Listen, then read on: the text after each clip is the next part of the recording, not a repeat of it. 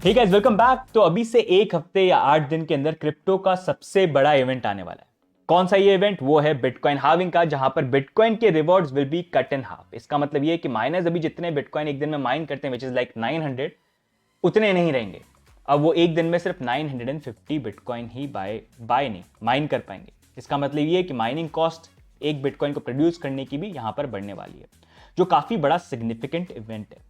अब यहीं पर अगर हम देखेंगे, आज से कुछ टाइम पहले हमने एनालिसिस करके ये निकालने की कोशिश करी थी कि यार अगर हमको देखना है कि एक बिटकॉइन प्रोड्यूस करने की कॉस्ट कितनी होती तो क्या बनेगी वो एफिशिएंट माइनर्स के लिए, जहां पर काफी सारे फैक्टर्स हमने पिकअप करे थे। इलेक्ट्रिसिटी कॉस्ट अलग अलग कंट्रीज में, माइनिंग रिग्स की कॉस्ट कितनी पड़ती है, सब्सिडीज, फिर उसके बाद मेंटेनेंस कॉस्ट, और इसके बेसिस पे हमने कैलकुलेशन यहां पर निकाली थी कि बिटकॉइन हार्विंग के बाद यहां पर एफिशिएंट माइनर्स के लिए एक बिटकॉइन प्रोड्यूस करने की कॉस्ट पड़ जाएगी $40,000 to $60,000।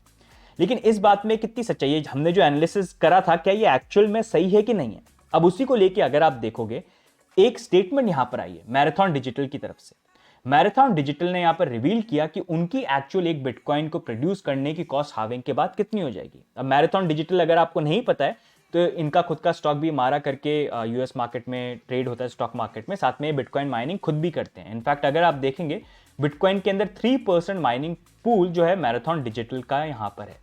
उन्होंने अपनी ब्रेक इवन कॉस्ट रिवील करी एक बिटकॉइन को प्रोड्यूस करने की आफ्टर हार्विंग। अगर आप वो कॉस्ट देखेंगे, उन्होंने बताई है कि बिटकॉइन हार्विंग के बाद उनके लिए एक बिटकॉइन प्रोड्यूस करने की कॉस्ट यहां पर पड़ जाएगी $46,000। मतलब इतनी कॉस्ट रहनी चाहिए बिटकॉइन की। अगर इतनी है तो इनके लिए ना प्रॉफिट ना लॉस, इससे ऊपर है तो प्रॉफिट यहां पर हो जाएगा। तो उसी अकॉर्डिंग अगर आप देखेंगे, यहां पर जो कैलकुलेशन थी वो काफी हद तक मैच करी। जैसे 40 to 60 निकाली थी, तो डिपेंडिंग ऑन आप कहां पे हो, कितनी इलेक्ट्रिसिटी आपकी यूज हो रही है, बेस्ड ऑन दैट 40 to 60 यहां पर बन जाती है।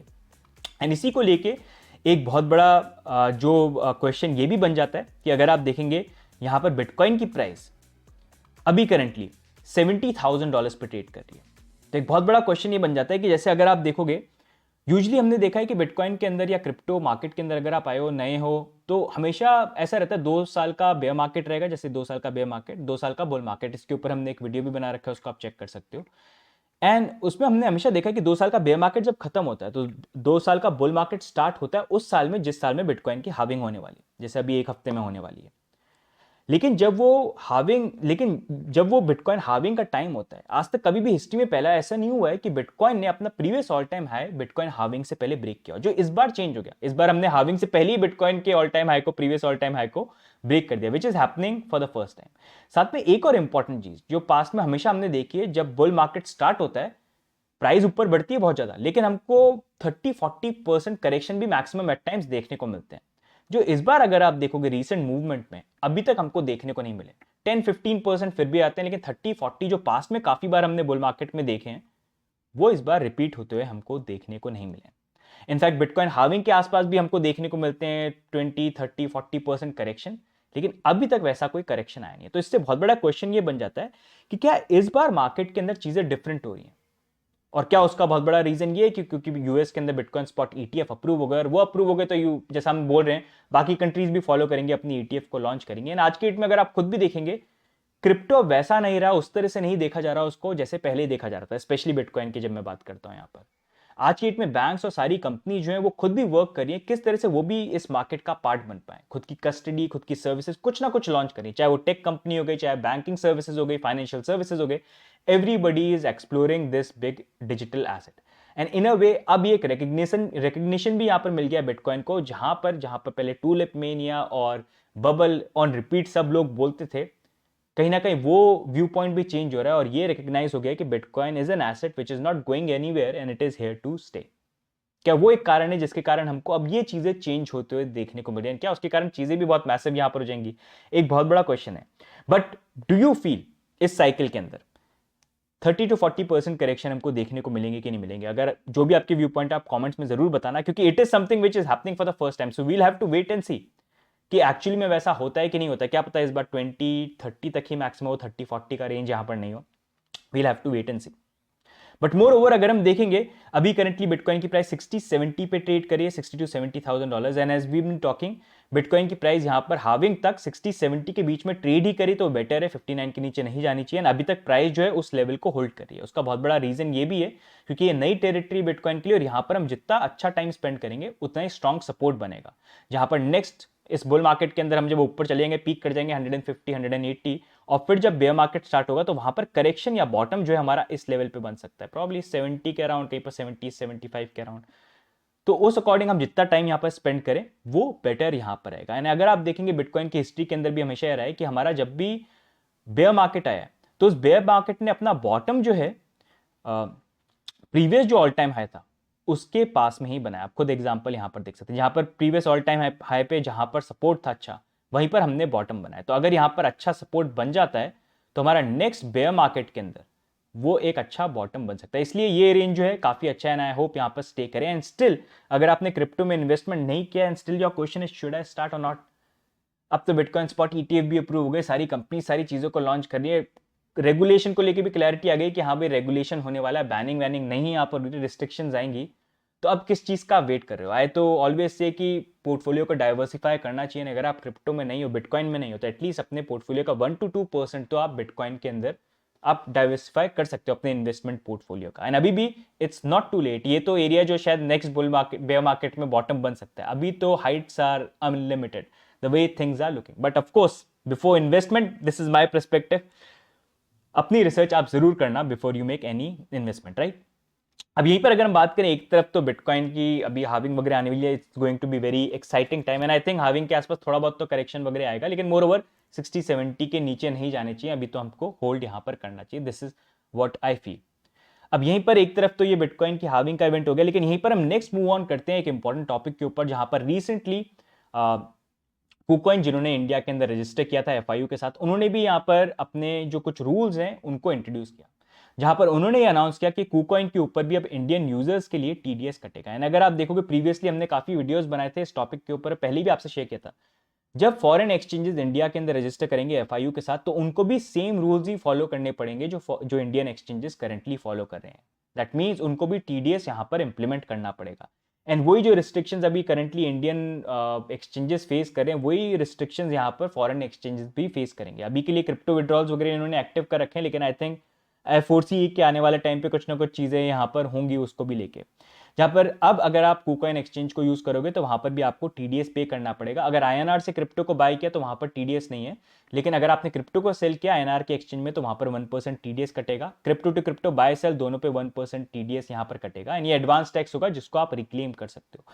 इससे क्लियर आइडिया ये मिल गया है कि इंडिया के अंदर सारे एक्सचेंजेस को FIU रजिस्टर होना पड़ेगा, और जब रजिस्टर होंगे तो उनको भी सेम रूल्स को ही फॉलो करना पड़ेगा जो इंडियन एक्सचेंजेस यहां पर फॉलो कर रहे हैं। तो वहां पर भी सेम चीजें इंप्लीमेंट हो जाएगी, फिर चाहे वो बाइनेंस हो जाए या बाकी एक्सचेंजेस यहां पर हो जाए। इसलिए यहां पर अभी इंपॉर्टेंट है कि इंडिया के अंदर जो करंटली क्रिप्टो टैक्स लॉज जो सबसे अनरीजनेबल है उसको चेंज किया जाए, क्योंकि ये सबसे एक ऐसा एसेट जिसको लेके इनोवेशन सारी चीजें इतनी ज्यादा मूव करी है पूरी दुनिया के अंदर, everybody is looking at it, वहां पर ऐसा टैक्स इंप्लीमेंट करना जो पूरी इंडस्ट्री को बहुत ज्यादा दबा रहा है वो सही नहीं है, जिसके कारण क्लैरिटी भी नहीं है कि अगर किसी को क्रिप्टो में कुछ करना है, कंपनीज बनानी है, इनोवेशन करना है, वो कैसे करें। इसके कारण बहुत सारी चीजें जो है इंडिया से मूव आउट होकर बाहर जा रही हैं। जैसे मैं बता रहा था आपको पहले भी, जितने भी बड़े मेजर प्रोजेक्ट्स हैं वो इंडिया से मूव आउट कर चुके हैं क्योंकि क्लैरिटी नहीं है, और जो भी बना रहे हैं जैसे ही उनके पास फंडिंग वगैरह आ जाएगी उनका पहला मोटिव ये रहता है इंडिया से भाई बाहर निकलो। तो इसलिए इंपॉर्टेंट है इंडियन गवर्नमेंट रियलाइज करे, इन चीजों को चेंज करे, होपफुली आने वाले टाइम के अंदर। अब यहीं पर नेक्स्ट मूविंग ऑन, इंडिया के अंदर तो चलो टैक्स वाली चीजें यहां पर चल रही हैं, ये बातें यहां पर चल रही हैं, लेकिन यूएस के अंदर एक इंटरेस्टिंग चीज हो रही है, जहां पर अगर आप देखेंगे यहां पर SEC ने वेल्स नोटिस सेंड कर दिया यूनिसॉप को। यूनिसॉप आपको नहीं पता है तो सबसे बड़ा डिसेंट्रलाइज एक्सचेंज, जैसे अगर आप देखोगे क्रिप्टो एक्सचेंज में बाइनेंस आ जाता है सबसे बड़ा एक्सचेंज, वैसे यूनिसॉप सबसे बड़ा डिसेंट्रलाइज एक्सचेंज है जिसने टेक्नोलॉजी वाइज सारी चीजों को चेंज कर दिया था, the way people use and look at decentralise exchanges. उनको वेल्स नोटिस SEC ने भेजा है। वेल्स नोटिस क्या होता है? तो वेल्स नोटिस बेसिकली एक वार्निंग होती है कि भाई हम तुमको इन्वेस्टिगेट करें, तुम्हारे अगेंस्ट में कुछ एक्शन लेने वाले हैं, तुम्हारे पास 30 डेज का टाइम है, जवाब दे दो हमको तुम्हारे अगेंस्ट में एक्शन क्यों नहीं लेना चाहिए। अगर हम कन्विंस हो गए तो ठीक है नहीं लेंगे, कन्विंस नहीं हुए तो तुम्हारे अगेंस्ट में एक्शन यहां पर ले लेंगे। अब यही चीज अगर आप देखोगे तो इसके बारे में हमने आज से ऑलमोस्ट 1 साल पहले भी बात करी थी कि क्रिप्टो एक्सचेंजेस को अगर आप देखोगे, चाहे कॉइन बेस हो गया, चाहे बाइनेंस हो गया, चाहे KuCoin हो गया, सारे एक्सचेंजेस के अगेंस्ट में SEC ने एक्शन ले लिया। उनका नेक्स्ट टारगेट जो होगा वो होगा DeFi प्लेटफॉर्म, और उसी DeFi प्लेटफॉर्म में अभी इन्होंने सबसे बड़ा जो डिसेंट्रलाइज एक्सचेंज है उसको टारगेट सबसे पहले यहां पर किया है। एंड वही चीज हमको होते हुए देखने को मिल रही है, जहां पर यूनिसॉप है फर्स्ट, एंड उसके बाद हमको फॉलोइंग डेज के अंदर और भी बहुत सारे प्लेटफॉर्म या प्रोजेक्ट्स जो हैं, प्रोटोकॉल जो हैं, उनके ऊपर भी सिमिलर एक्शन देखने को मिल सकते हैं। ऑल्दो यहाँ पर जो ये एक्शन हुआ उसके बाद यूनिसॉप का जो खुद का यूनी टोकन है उसके अंदर भी 32% हमको डंप देखने को मिला। यूनिसॉप ने ये बोला है कि भाई ये जो नोटिस आए सही नहीं है, हम अग्री नहीं करते हैं एससी की एलिगेशंस के साथ और हम इसको फाइट करेंगे कोर्ट के अंदर। सिमिलर ऐसी एलिगेशन जो है यहाँ पर कॉइनबेस के अगेंस्ट में भी लगा था और उनका भी कोर्ट के अंदर केस चल रहा है। मतलब एससी तो जिसके ऊपर लगे उसके ऊपर वो केस फाइल यहाँ पर करे जा रहे हैं। लेकिन इससे क्लियर हो गया है एक्सचेंजेस के अगेंस्ट में जो उनको एक्शन लेना था वो सारा उन्होंने कर लिया। जो अभी चल रहे हैं वो पेंडिंग केसेस यहाँ पर चल रहे हैं। Next they are going after decentralise exchanges and यहीं पर हो सकता है हमको आने वाले टाइम पे जितने भी बाकी डिसेंट्रलाइज एक्सचेंजेस हैं उनके अगेंस्ट में भी एक्शन देखने को मिले। साथ में डिसेंट्रलाइज प्रोटोकॉल जहां पर आप स्टेक करके अर्न कर सकते हो उनके अगेंस्ट में भी एक्शन एसईसी की तरफ से देखने को मिल जाए। दिस कैन पॉसिबली हैपन है। एंड इसके लिए मैं आपको बताऊंगा इसका एक बहुत बड़ा रीजन ये, आज से 1-2 साल पहले क्रिप्टो इंडिया अनकट्स का वीडियो है, मैं नीचे लिंक डाल दूंगा पिन में, उसको देखना, मैंने वहां पर शेयर किया था। इसका बहुत बड़ा रीजन ये है कि देखो गवर्नमेंट्स अराउंड द वर्ल्ड चाहती हैं कि आपका जो मनी है जो भी एसेट है उसका पूरा रिकॉर्ड रखा जाए।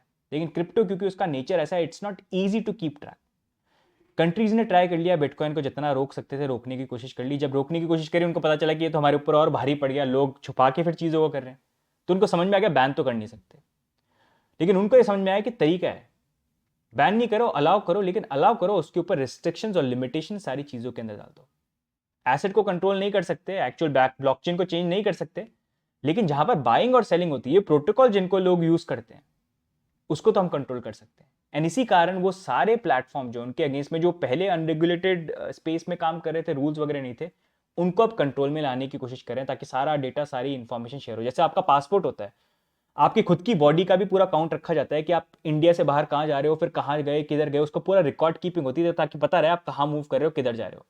आपका बैंक अकाउंट है, आपके सारे पैसे का रिकॉर्ड रहता है, कहाँ से किधर ट्रांसफर हुआ, किसके पास गया, वो बात अलग है। बैंक बीच में कुछ और गड़बड़ चीजें कर देते हैं, वो बात अलग यहाँ पर है, लेकिन ट्रैक रखा जाता है। तो यहीं पर अब क्रिप्टो को लेके भी इसी तरह के रूल जो है G20 नेशन ने FATF के थ्रू यहाँ पर इंप्लीमेंट किए, सारे जहां पर सारी कंट्रीज उसको फॉलो करें। एंड यही चीज हमको आने वाले टाइम पे देखने को मिलेगी, जहां पर जितना कंट्रोल हो सका है उतना कंट्रोल करने की कोशिश करेंगे। एंड मोस्ट प्रॉब्ली यहाँ पर कंट्रीज या गवर्नमेंट्स भी कोशिश करेंगी कि क्रिप्टो को ट्रांसफर करना लोगों के लिए पॉसिबल नहीं हो। जितना हार्ड उसको बना पाए उतना हार्ड। बाय करना है बाय कर लो, लेकिन होल्ड करना है तो बैंक में होल्ड करो, ट्रांसफर नहीं करने देंगे। ट्रांसफर कर रहे हो तो उसके लिए पूरे हमको डिटेल्स दो, कहाँ कर रहे हो, किसको भेज रहे हो, क्या सेंड कर रहे हो, किधर सेंड कर रहे हो। क्योंकि इन अ वे अगर आप देखोगे crypto as a form of money भी इजीली बहुत ट्रांसफर हो सकता है। किसी को आज के डेट में यहाँ पर बिटकॉइन 100 बिटकॉइन भेजने यूएस के अंदर, विद अ क्लिक फटाफट सेंड कर सकते हैं। लेकिन वही चीज़ अगर बैंक से करनी है तो डिफरेंट प्रोसेस है, उसका ट्रेल भी यहाँ पर रहता है। तो उस चीज़ को रोकने के लिए भी ये रूल जो है वो इंप्लीमेंट यहाँ पर करना चाहते हैं। तो उसी को लेके ये स्टेप्स जो हैं हमको यहाँ पर करंटली देखने को मिल रहे हैं। एंड जैसा मैंने बोला था कि 2024 का जो टाइम है ये भी एक रेगुलेशन का टाइम रहने वाला है, साथ में अडॉप्शन का भी टाइम रहने वाला है। एंड जब अडॉप्शन और रेगुलेशन आते हैं तो वो एक टर्बुलेंट टाइम भी रहता है, जहां पर नो मैटर, ये चीज तो क्लियर है bitcoin is not going anywhere, लेकिन इस क्रिप्टो स्पेस में जो इतना इनोवेशन, इतनी सारी चीजें हो रही है, वहां पर बहुत सारी चीजें अनरेगुलेटेड है, उसको लेके लगाम कसने की कोशिश थोड़ी गवर्नमेंट्स यहां पर करेंगे एंड वो थोड़ी सी टर्बुलेंट यहां पर रह सकती है, राइट। बट ओवरऑल आज के वीडियो में guys I wanted to give you an update. थोड़ा टाइम भी हो गया, एक हफ्ते से वीडियो मैंने नहीं डाला, तो पूरा मतलब these are very exciting times, I have said this before, go with the flow and flow is full on bull market का, जो अभी स्टार्ट भी नहीं, अभी नहीं स्टार्ट हुआ है। मैंने एक्सचेंजेस से बात करी है, मैंने काफ़ी लोगों से बात करी, उनसे मैं पूछा कितने यूजर्स आ रहे हैं, तो बोल रहे आ रहे हैं, थोड़े बहुत डॉर्मेंट अकाउंट्स हो रहे हैं, लेकिन एक्चुअल नए यूजर्स जो हैं वो फोमो जो है अभी तक आया नहीं है, जो भी आने वाले टाइम पे हमको देखने को मिल जाएगा, राइट। तभी बैच की शुरुआत जो है, एंट्री की शुरुआत जो है वो जल्दी हो जाएगी फोमो वाले बैच की, राइट। तो गाइस आज के वीडियो में ओवरऑल यही update. If you like these updates do like, do subscribe, it always keeps us motivated. बाकी what are your viewpoints about this topic, जैसे कि अभी जो बिटकॉइन हार्विंग को लेके चीज़ें यहाँ पर है, उसको लेके आपका क्या व्यू पॉइंट है, आपका क्या प्राइस टारगेट आपने रखा है 2025 का, साथ में यहाँ पर इंडिया के अंदर जो टैक्स को लेके चीज़ें यहाँ पर हो रही है उसको लेके आपकी क्या व्यू पॉइंट है, do share with us. And US के अंदर जो एसईसी एक्शन ले रही है इसको लेके आपको क्या लगता है, आपको लगता है सही है, गलत है, या आपको लगता है it's required, do let us know in the comments. बाकी मिलेंगे नेक्स्ट अपडेट के अंदर, तब तक के लिए बाय एंड टेक केयर। बाकी लाइक जरूर दबा देना, बिना लाइक दबाए मत जाना, ठीक है। बाकी मिलते हैं नेक्स्ट, तब तक के लिए bye and take care, see you guys, bye bye.